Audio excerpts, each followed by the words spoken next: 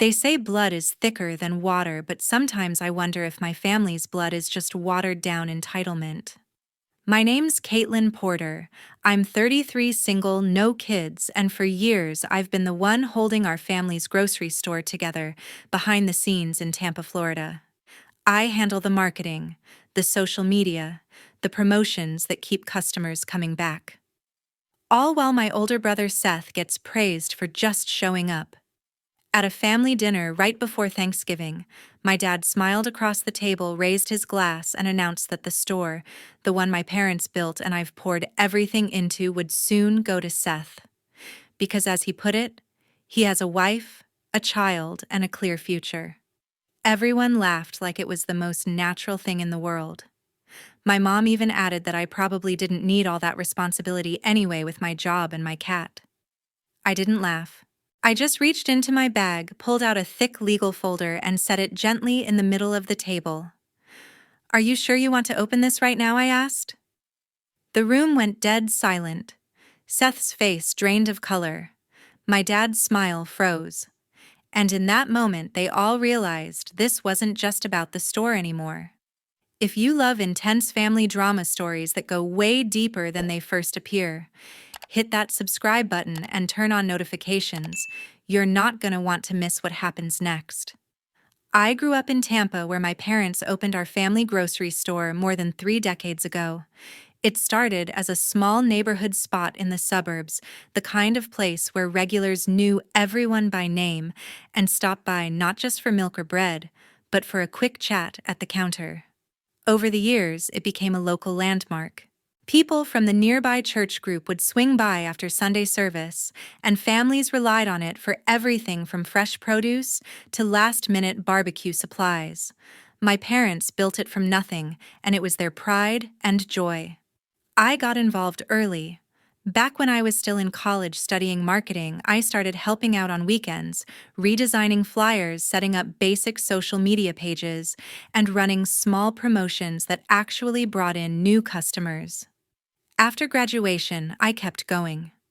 I handled online ads, email, newsletters, partnerships with local suppliers, anything to boost foot traffic and sales. Revenue grew steadily because of those efforts, and the store stayed profitable, even when bigger chains moved into the area. But it was never formal.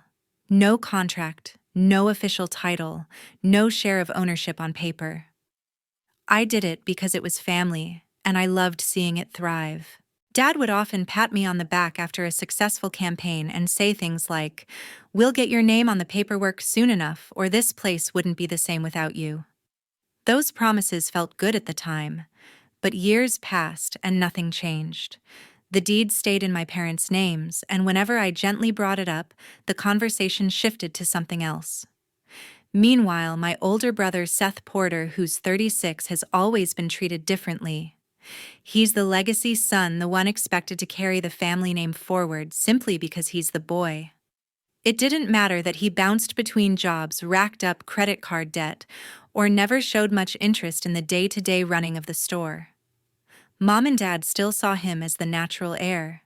If he stopped by to stock shelves for an afternoon, they'd brag about it for weeks. When his daughter was born, it sealed the deal in their minds. Suddenly, every family conversation circled back to how the business needed to stay with someone who had a real family to pass it on to. His wife, Diamond Porter, played right into that image. She's constantly posting polished photos on Instagram, pictures of Seth holding their little girl with captions about building a beautiful life together and how grateful she is for her supportive husband. Those posts get hundreds of likes from people in our community, reinforcing the idea that they're the perfect young family ready to take over. Over the last couple of years, the hints became more direct. At holidays or casual dinners, someone would mention how much space the store's office has, or how a person without kids probably doesn't need the hassle of full ownership responsibilities. Mom would laugh it off lightly, saying I was so busy with my remote marketing career and taking care of Coco that I wouldn't want the extra stress anyway. Dad nodded along, agreeing that Seth and Diamond needed the stability for their growing family. It started small, those little comments you're supposed to brush off, but they added up. I could feel the shift happening, the slow push to hand everything over to the one they saw as the real future while I stayed in the background keeping things running. The weekend before Thanksgiving, the whole family gathered for dinner at my parents' house. The table was loaded with all the classics: roasted turkey, mashed potatoes, green beans, and pumpkin pie cooling on the counter. Everyone was in good spirits on the surface, passing dishes around and talking about holiday plans. Diamond got compliment after compliment about how well she handled motherhood, with people saying she made it look effortless while chasing after their energetic little girl. Mom kept piling extra portions onto Seth's plate, and then onto Diamond's, smiling like they were the center of everything worth celebrating. Conversation flowed easily until Dad cleared his throat and tapped his glass lightly to get attention. He leaned back with that satisfied look he gets when he feels he's about to say something important, then announced that the store would gradually transfer over to Seth in the coming years. He explained it calmly, saying Seth had a wife and child, now a real family to build on, and that made him the obvious one to carry the legacy forward. The words hung there for a second before people started nodding in agreement. A few chuckles broke out, and Mom jumped in with a light laugh, adding that I had my hands full enough with my remote job and looking after Coco, so I probably wouldn't want the weight of full responsibility anyway. I sat there listening, feeling the heat rise in my chest, but I kept my expression neutral. No one seemed to notice the shift in my posture or the way my hand moved slowly toward my bag. When there was a brief pause, I pulled out the thick folder with the clear lab logo on the front and placed it right in the center of the table next to the gravy boat. "There are some things that directly affect inheritance rights," I said quietly, looking straight at Dad. Seth reached over immediately, assuming it was something else entirely, and flipped it open. His eyes scanned the top page fast, then wider, as he read part of the summary out loud, without thinking, something about probability of paternity and the 0% match. The room froze. His face went pale and he shoved the folder away like it burned him, but the damage was done. Everyone had heard enough to understand exactly what it was. Mom's hand flew to her mouth, and tears started almost instantly as she whispered that this couldn't be right, that her granddaughter was still her granddaughter no matter what any paper said. Diamond stood up abruptly, muttering an excuse about checking on the baby, and disappeared into the kitchen. A minute later, her phone buzzed with notifications. We all knew she'd already posted one of those vague, dramatic stories online, something cryptic about family not always being what it seems. Seth recovered enough to start raising his voice, calling the results fake, and threatening to sue me for slander or whatever he could think of in the moment. Dad tried to calm things down, telling everyone to take a breath, but his own shock was obvious in the way he stared at the folder without touching it. Accusations flew across the table, voices overlapping with no one really listening to anyone else. I didn't raise my voice or try to explain further right then. The evidence was there for them to see, and the reaction told me everything I needed to know about where I stood. While they argued, I pushed my chair back, quietly, grabbed my keys, and walked out. Coco was waiting in the car, and the drive home felt longer than usual, but I didn't look back. The morning after, the family group chat exploded. Mom was the first to break the silence with a long voice note that came through while I was making coffee. Her voice cracked the whole way through as she blamed me for ruining what should have been a perfect pre-holiday dinner, saying I had embarrassed everyone and turned a celebration into something ugly. She ended by pleading for me to think about the little girl and how my actions were hurting the whole family. More messages poured in quickly after that. Seth sent a string of texts calling me jealous and spiteful, throwing in accusations that I'd planned the whole thing just to cause pain. He stopped short of outright threats, but made it clear he wasn't going to let it go easily. Diamond didn't write anything directly to me. Instead, she unfollowed me on every platform within hours and started posting old photos of her, Seth, and their daughter, with captions about being grateful for real family and the people who truly support you. Those posts spread fast among mutual friends and locals who followed her, turning what happened into public shade that everyone could see. Word traveled beyond our immediate circle almost as quickly. The store has been part of the Tampa suburbs for so long that plenty of regulars heard whispers almost right away. A couple of longtime customers asked the staff outright if there was family trouble brewing, and by midweek the chatter had reached Mom's church group. People who had known us forever started giving sympathetic looks or asking awkward questions whenever someone from the family showed up in public. The constant notifications and side conversations wore me down faster than I expected.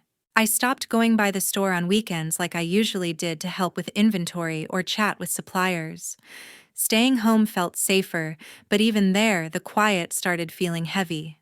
My focus at work slipped. 2 deadlines for marketing projects got pushed, emails went unanswered longer than normal, and I found myself staring at screens without really getting anything done. That was when I reached out to my best friend Regina Porter, who also happens to be a lawyer specializing in family and civil cases. We talked on the phone for over an hour that first time.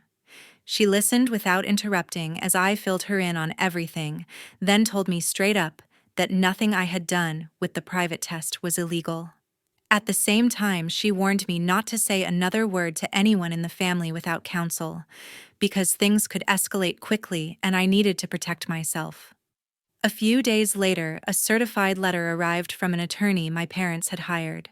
It was framed politely as an invitation to family mediation, suggesting we all sit down with a neutral third party to work through the misunderstanding. Reading between the lines, though the real message was clear, they wanted me to retract the test results and drop the whole thing to keep the peace and protect the child from any more upset. Over the next few months, I started looking back at all my suspicions. It hadn't come out of nowhere. For a while, I'd noticed things that didn't quite add up with Seth and Diamond. He'd get late-night calls he'd take outside or silence quickly when I walked into the room during their visits to the store. Diamond sometimes hesitated when people asked direct questions about the pregnancy timeline, changing the subject with a forced smile or suddenly focusing on the baby. There were moments when Seth seemed more nervous than excited around certain dates, and I caught a few offhand comments from him about how the little one luckily took after him enough that no one would ever question anything. Those small inconsistencies stuck with me, building up until I couldn't ignore them anymore. I didn't want to believe it at first. It felt too destructive even to consider, but the doubts kept growing. Eventually, I decided I needed answers for my own peace of mind, not to confront anyone right away. One weekend, when they brought the baby over to the store for a quick visit, their daughter left a hair tie behind on the counter after playing near the registers. It had enough strands caught in it for a sample. I kept it carefully and sent it anonymously to a reputable private lab for an informational paternity test, the kind meant only for personal knowledge. The results came back a few weeks later, showing 0% probability that Seth was the biological father. I sat with that information alone for days, trying to process what it meant and whether I could just let it go. But keeping it buried felt wrong too, especially with everything else going on around the store and the family expectations. When the dinner confrontation happened and the private results came out into the open, the reaction was exactly what I'd feared. Seth dismissed it immediately as unreliable or tampered with, while Mom insisted it didn't matter because family was about more than biology. Dad stayed quieter but clearly sided with keeping things status quo. Their attorney's mediation letter pushed the same line, implying the test wasn't valid and that pursuing it further would only cause unnecessary harm. Regina reviewed everything I had and explained that while the private test was legally obtained for personal use, it wouldn't hold up in any formal challenge because of chain of custody issues. The only way to have an ironclad result was through a court-ordered test with proper protocols. She filed the necessary motion tied to the emerging disputes over inheritance and family obligations, framing it as essential for clarifying rights moving forward. The process took time scheduling supervised sample collection lab verification, but when the official results finally arrived months later, they confirmed the private ones completely 0% match. This version carried full legal weight, documented and notarized in a way no one could brush aside. It changed the landscape quietly but permanently, giving me solid ground to stand on as the situation evolved. The following months, the pressure only grew. The mediation session itself turned out to be short and tense. Everyone showed up with their own attorney sitting around a conference table in a neutral office downtown. Regina handled my side, calmly laying out the facts without emotion, while the family's lawyer pushed for compromise and moving past the test results for everyone's sake. Seth barely spoke. Diamond kept her eyes on the table, and Mom dabbed at tears occasionally. Dad did most of the talking for them, repeating how division would hurt the business and the granddaughter most of all. No real progress happened. We left without agreement, and the rift felt wider than before. Not long after, another formal letter arrived from their attorney. This one went further, proposing that I voluntarily transfer day-to-day management rights of the store to Seth as a gesture of reconciliation. It was worded carefully as a family agreement rather than a demand, suggesting it would show goodwill and help heal things while preserving the legacy for the next generation. Reading it at home with Coco curled up nearby, I could see the strategy clearly. They hoped to frame any refusal from me as selfish and unreasonable. Dad's motivation became obvious as time passed. He hated the way whispers had spread through the community, with longtime customers asking awkward questions at the checkout, or church friends offering sympathy to Mom in passing. The store's reputation mattered deeply to him after building it for decades, and he worried the ongoing tension would drive people away or damage relationships with suppliers. In his mind, sweeping the issue under the rug was the only way to protect what he'd worked for. That fear led him to search online for solutions. Late one night, he came across a professional-looking website promising discreet reputation management for sensitive family matters. The site had testimonials and official-sounding language about crisis containment and document services. Emails exchanged quickly with a consultant there, and soon Dad signed a vague contract for help in cleaning up the situation and providing alternative documentation to restore harmony. The consultant was a man named Marvin Lynch. He presented himself as experienced in high-profile cases, assuring Dad over phone calls that he could produce revised reports or supporting materials to counter the existing test and shift public perception. Payment started with an upfront fee of $15,000 wired from Dad's personal account tied to the business.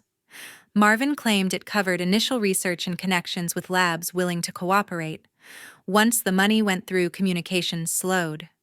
Excuses came: first delays for verification or additional reviews needed. Then demands for more funds to finalize everything and prevent leaks. When Dad pushed back, Marvin shifted tone completely, threatening to release emails, payment records, and personal details about all of us to local media or online forums unless another payment arrived soon. The scam revealed itself fully, turning their attempt at cover-up into a bigger mess with real financial loss and new risks. One afternoon, about 5 months after that dinner, there was a knock at my door. I looked through the peephole and saw Dad standing on the porch with Seth and Diamond behind him. None of them looked comfortable. Coco lifted her head from the couch but stayed put as I opened the door just enough to talk. Dad spoke first, asking if they could come in for a few minutes because something serious had come up and they needed to discuss it privately. His voice carried that familiar mix of authority and worry he used when things at the store went wrong years ago. I let them inside but didn't offer seats or drinks. We stood in the living room while Dad explained the situation. The man they'd hired to handle the reputation issue had taken the $15,000 and then demanded more, threatening to go public with everything if they didn't pay again. They were out of options and hoped I could help somehow, maybe talk to someone or find a way to make it stop. Seth added that the stress was tearing everyone apart and that the little girl didn't deserve to grow up with this hanging over the family. Diamond stayed quiet, mostly nodding along with red eyes like she'd been crying on the drive over. I listened without interrupting until they finished. Then I made it clear right away that I wouldn't get involved for the sake of old family ties or to protect anyone who'd spent months blaming me. The betrayal from the dinner and everything since had drawn a line I wasn't crossing back over for sentiment. Dad tried to appeal to shared history, reminding me how we'd always pulled together in tough times, but it didn't land the way he hoped. At the same time, I'd been keeping records on my own since noticing the strange emails forwarded to the family attorney by mistake. I had screenshots of suspicious transfers and some digital traces from messages that raised red flags. I told them I'd share those files not for their benefit directly, but because letting a scammer keep operating wasn't something I could ignore. It felt like the right thing, separate from any lingering loyalty. Regina took the lead from there. She reviewed what I'd collected and quickly saw patterns that matched known fraud schemes. She contacted the appropriate authorities in Florida, providing the evidence in an organized package that helped move things forward efficiently. Within weeks, an investigation picked up speed, and Marvin was arrested as part of a broader sting targeting similar operations. The charges stuck because of the solid paper trail. With that resolved on the criminal side, Regina also prepared a civil complaint on my behalf. It focused on defamation from the false narratives pushed after the dinner and conspiracy tied to the attempted cover-up through fraudulent services. We filed it methodically, laying out the harm to my reputation and the intentional steps taken to discredit the valid test results. The goal wasn't massive punishment, but accountability and protection from further interference. More than a year later, everything had become clear. The civil case moved forward steadily after filing. Discovery exchanged documents and depositions laid out the attempts to discredit me and the involvement with the fraudulent services. Neither side wanted a prolonged public trial that would drag more details into local headlines. In the end, it settled out of court the way most cases like this do in America. They agreed to cover all my legal fees and pay a small symbolic amount for the damage to my reputation. It wasn't about getting rich. It was about having the record show accountability and closing the door on further harassment. The fallout hit them in ways money couldn't fix.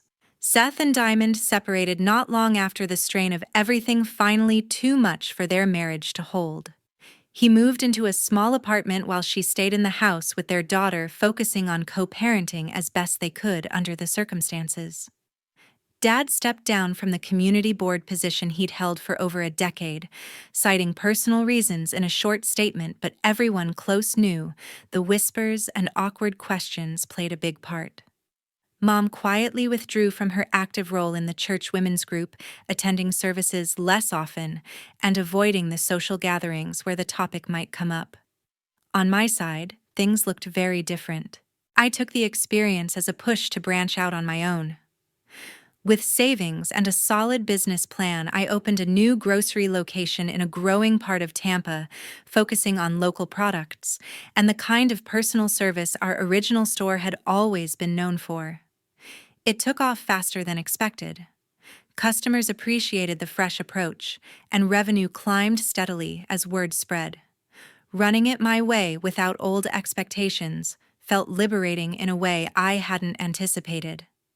Life settled into a rhythm I actually enjoyed.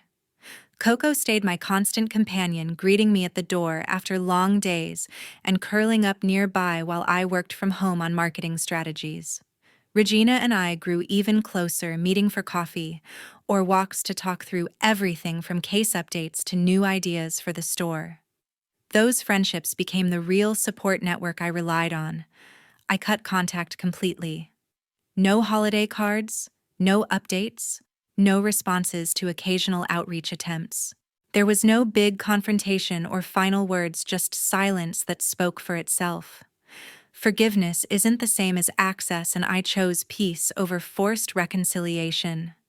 In the end, the biggest lesson for me was simple, real family isn't the place where you have to prove your worth over and over. Sometimes it's the one you build yourself, and walking away from toxicity is how you find your true value. Their choices led to real consequences. Lost money, Broken relationships diminished standing in the community they cared about so much. It wasn't dramatic revenge. It was just the natural outcome of trying to bury truth instead of facing it. Thanks for sticking with me through this whole story. If any part resonated with you or you've been through something similar, drop a comment below. I'd love to hear your thoughts. And if you know someone who needs to hear this, share it with them.